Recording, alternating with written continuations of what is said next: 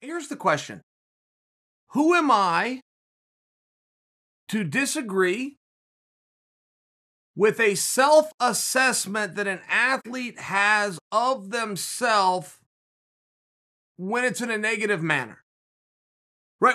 It's usually the opposite, and you guys can relate to me. You're usually there to inform somebody you're not as good as you think you are.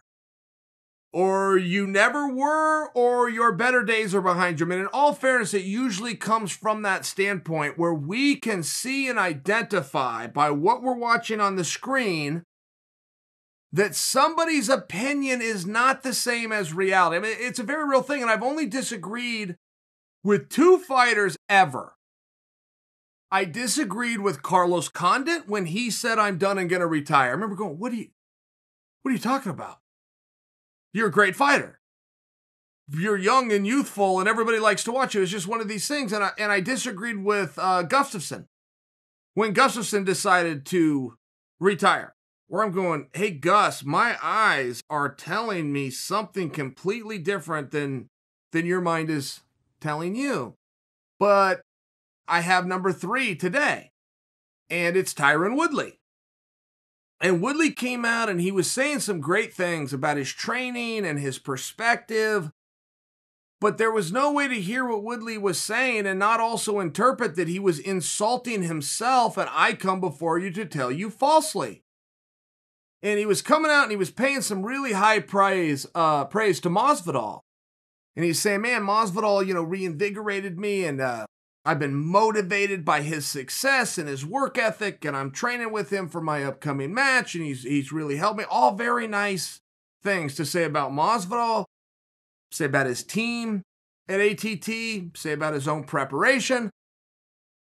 But you're still pointing a gun, Tyron's pointing a gun directly at himself saying, I haven't been what I used to be. That's not true. He is wrong. Here, let's break it down real fast. Back up the tape. Tyron goes out and he fights Usman, okay? Tyron looked great in that fight. I mean, in all fairness, he looked very good. Ran into one problem, one position. He got taken down. Rinse and repeat, that happened each round. So now you have 5 rounds, you have Usman on top. Okay, great. You're going to score the fight. Real simple. We got a new champion.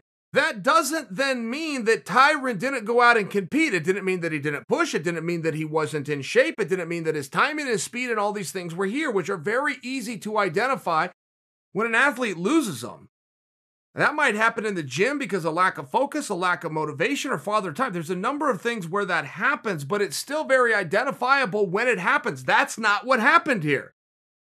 We figured out who the best fighter in the world was, and we put a belt around his waist. That should have been Tyron's interpretation, but somehow it wasn't. So he goes into a fight with Burns. He got very down on himself on the Burns night. Now, that's just a matter of not knowing who Burns was. Burns is now the #1 contender for the world championship. He is 25 good minutes away from being the world champion. The reason I bring that to you, if you lose to the guy who is either the best in the world or the second best, which is identifiable by the fact that he's the #1 contender and going to fight for it, how does that then reflect on you as doing poorly? I watched that fight and I still remember it. Tyron Woodley got taken off his feet in the very first round. Head over tea kettle, Burns swarms him, transitions into a full mount. Did I mention that Burns has a bronze medal from Abu Dhabi? The last position you want to be in with Gilbert Burns is the one that Tyron Woodley finds himself 40 seconds into the fight. Tyron got up, all within that round. He beat that position that he never would have been in had he not got caught. Gets up to his feet, pushes through, never once looked tired, never once looked like he didn't have heart, never once looked like he had slowed down. Positional areas that he can take away and go and work on, and it's pretty easy that we can circle the winner? Yeah, sure. Good job, Burns. How is that a negative commentary on Tyron? I'm not sure how he came to that conclusion. And as I bring that up, so he's going to go into a fight with Cole. It's a whole new fight. It's a whole new thing. And if there's any built-in narrative that Tyron slowed down, all that does is take away from Colby should he beat him. And Tyron going into the fight believing that he's a lesser, so I just have to disagree with it. That's not what my eyes are telling me. Did he get taken down? Yeah, sure he did. All right. We got the right winner. Did he lose some positions in a fight that he pushed through, grinded out 25 minutes, went into the 5th round, losing all 4 rounds, knew it, and went out there anyway like a champion? Yeah, he did. Okay, Burns wins. I only bring that up. I mean, as you're going into the Colby fight, there's a lot on this for both of them.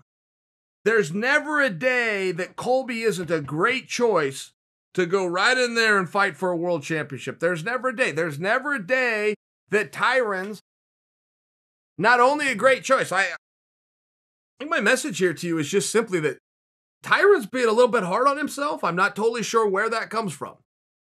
The champion of the world, he's got a very hard schedule. He's got some very good wins. He ran into a couple of second places. But for Tyron to make believe that he's not what he used to be, yeah, he is. He could win the world championship. And there's other guys that could come in and grab it for him. Nothing has changed.